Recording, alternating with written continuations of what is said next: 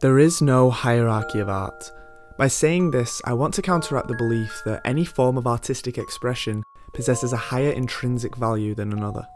When discussing art, the prerequisite to find a medium's worth is often diluted to a measurement of its disposability, a generalised perception that suggests one form to be more cultivated, thus more necessary than its peer.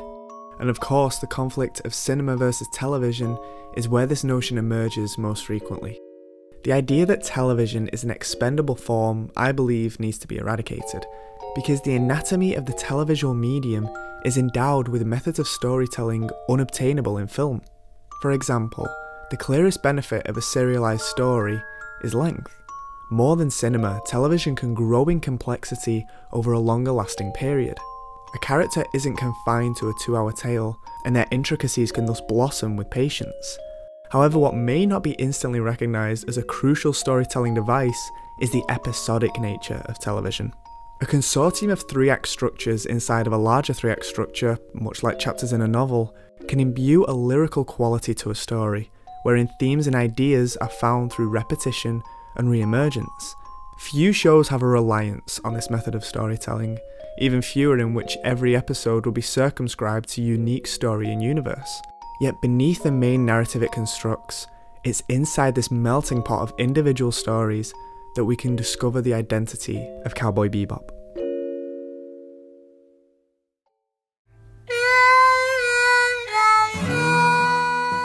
Can we as humans find something in nothing, find purpose beyond survival?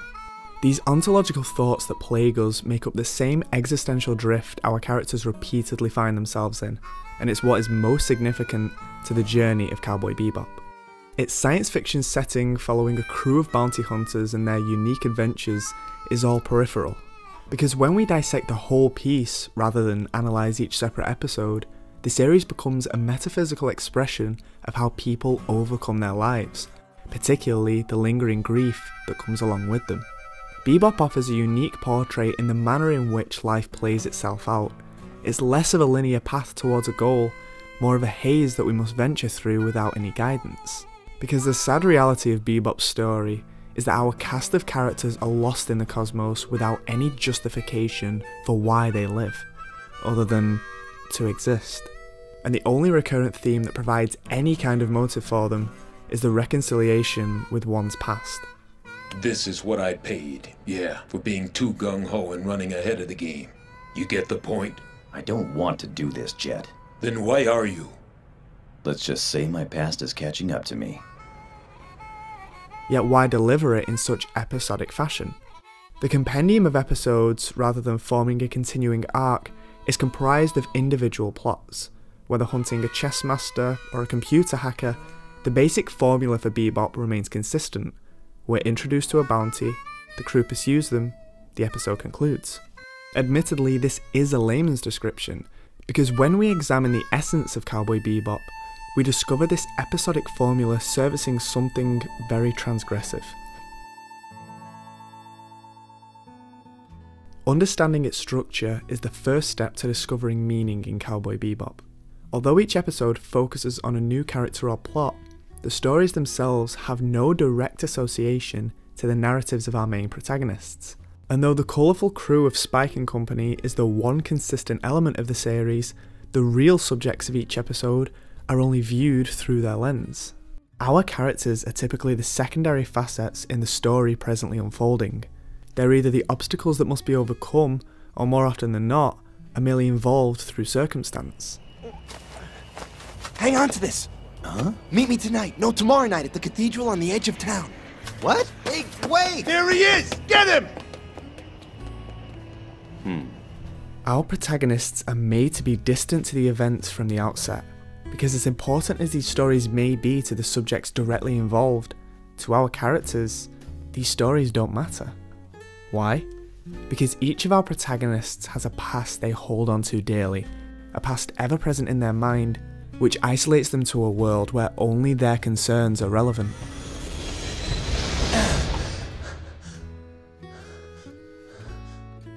For the crew of the Bebop, they yearn for their own narratives to be addressed rather than serve as a background for the narratives of others. They narrowed their view of the world to believe that nothing else could be more important, yet they don't allow themselves the reality that there are others that suffer through the same fate. And so the only survival tactic they can employ to overcome these feelings is to distance themselves from the personal strife of others. Stoicism. What? Are you for real? We can't live Oh, without well. them. I knew I should've Whatever come up here. happens, I'm only 18. happens. I don't wanna... The lack of affection, the sidestepping of personal responsibility, Spike and the rest of the crew utilise this whatever happens happens approach. Not because they actually believe it, but because it's a replacement for their avoidance of reality. The truth that these strangers that they interact with are nothing more than reflections of themselves. Humans that are willing to sacrifice everything for harmony and purpose in their lives. Just as our protagonists can't afford to form attachments to these unique characters, the same is also said for the subjects in question.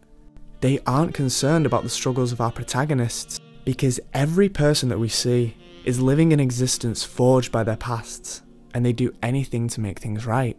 Even though our characters recognise the struggle within every person they encounter, they have to live their lives vicariously through others because their own is so empty. Empty time. It sounds good to call bounty hunting freelance work, but all that really means is that we're self-employed. So when there's no one to hunt, we have nothing. Nothing to do, nothing to live on. Because imagine living a life of regret, a life in which your past feels unfinished, as though there were a piece missing and you have to find it.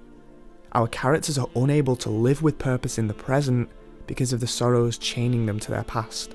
They're the detached outcasts that were once part of this world, but now act as stray souls unable to form a connection inside it. Whether it's Faye unable to remember her earlier years, or Jet unable to fathom the loss of his previous life, our characters' regrets manifest into indifference to the world surrounding them. Every episode ends back with our crew just marking time. It's as though the events that occur never happened.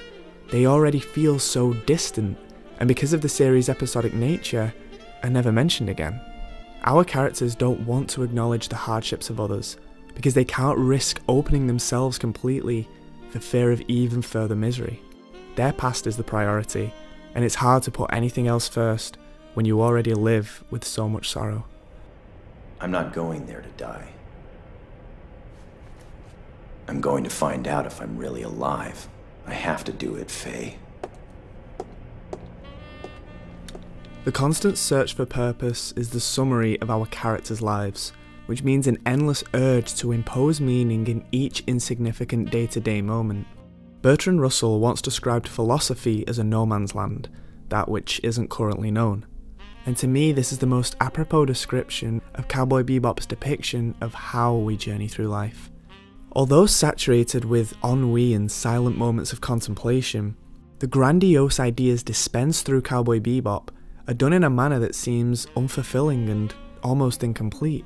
The characters don't have answers, they just hypothesize. Who am I? My past? My future?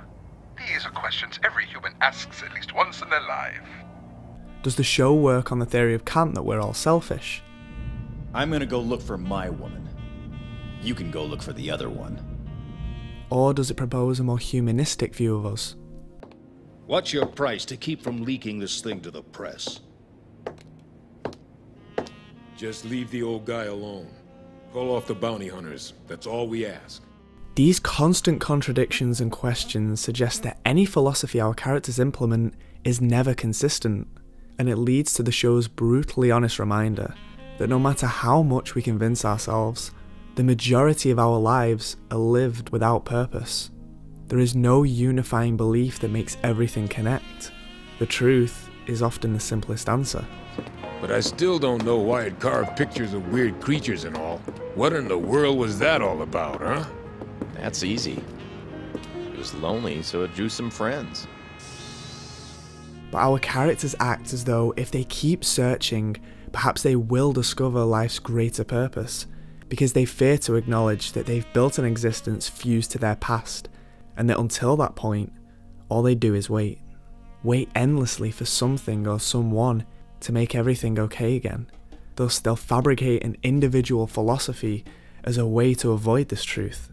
It's an accurate depiction of the human race.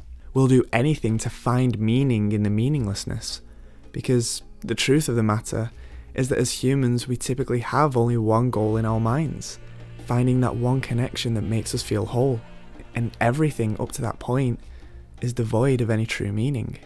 Our characters want to feel connected, but avoid the truth that their only objective is simply awaiting the confrontation with whatever spawned the emptiness they feel.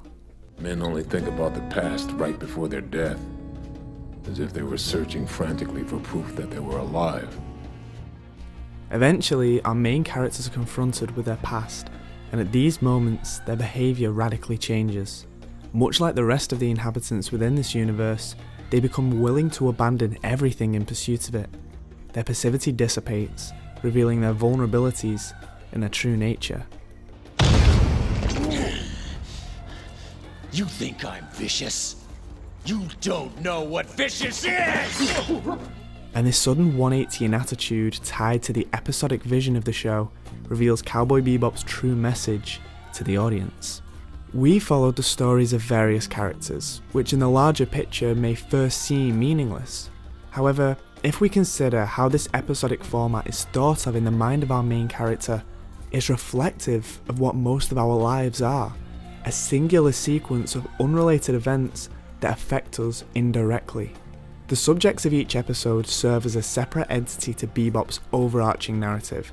These unique characters that make up the catalogue of the human experience completely contrast the unempathic stature of our protagonists. The playful, the melancholic, the absurd. Why such a division? Because what Cowboy Bebop is a demonstration of a subject viewed by the outsider. A display of how the attitudes of that surrounding us will affect our perceptions.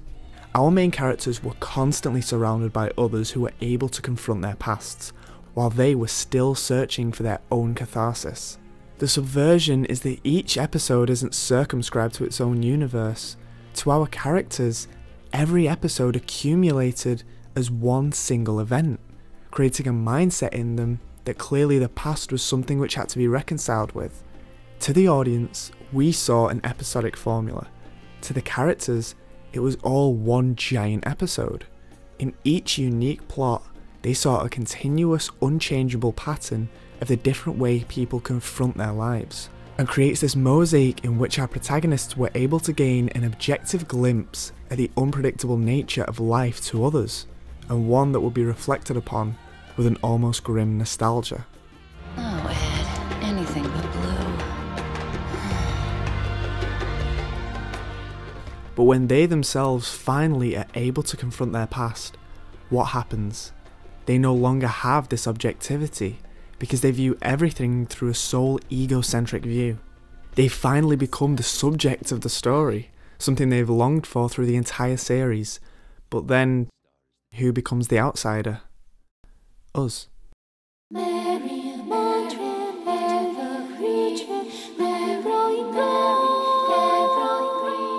At the finale of the series, we're greeted with the phrase, "You're gonna carry that weight." Originally, Spike was our subject, and the characters of each episode were his subjects. We watch Spike watch others. But when Spike has no more subjects to view, he unconsciously becomes them, confronting his past with no concern for others, and the show realises that in turn, we have become Spike. We're the outsider finally watching a man confront his past unfiltered, just as Spike did. This time, we've been given the context as to why it's so important for him to pursue it, and at its finale, Cowboy Bebop demonstrates its grandest subversion by making us the focus. Just as Spike carried the weight of everybody else he encountered, Bebop asks us to do the same. View the entire work of art it's presented us with, the entire chronology of Spike's story, and asks, will we merely carry the burden of seeing someone confront their own past, or will it be the catalyst we needed of how we are to confront our own? Regardless of our choice, nothing changes what we saw, nothing changes what happened. The past is going to stay with us. We're gonna carry that weight.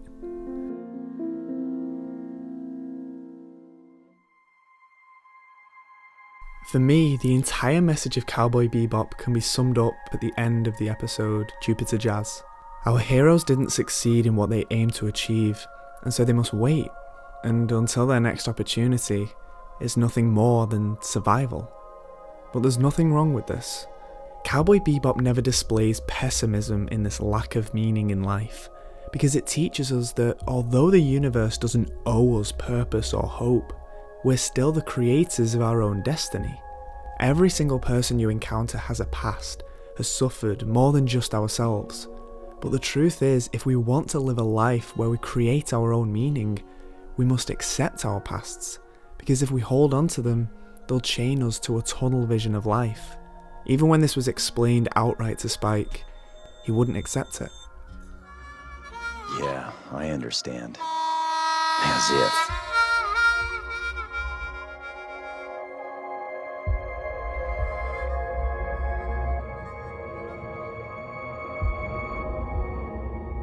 Bang. Only after his confrontation did Spike realise that all our characters had to accept their past one way or the other, because it was the only way that they could form their own destiny. But by then, his choice had been made.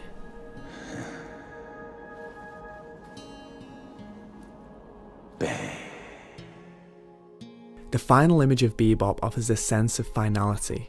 As Spike becomes immortalised through the mural of his dying image pictorialised, this is how he's remembered, and it shows that he truly had nothing else to live for. Becoming so chained to his history meant that Spike's objective was to confront his past and nothing more. But as we see, the remaining characters continue to survive. Just like how once the subjects of each episode dealt with their pasts, the lives of the Bebop crew continued. No matter what your struggles are, everybody around us will carry on. Surely that offers some kind of hope in life. We each have our own stories to live, but we can't let ourselves be shackled to our own sadness. There must be some closure, however it may be achieved. Yet once we've learned the acceptance of our pasts, will we finally be able to live whichever life we please?